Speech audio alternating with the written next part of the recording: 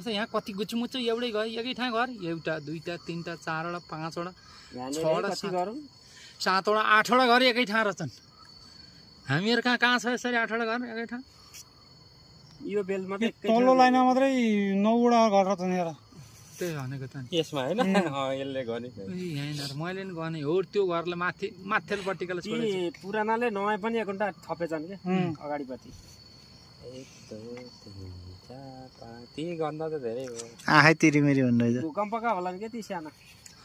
भूकम्पका होला हो त्यो माथि त स्कुलदेखि माथि हेर न कति छप्पल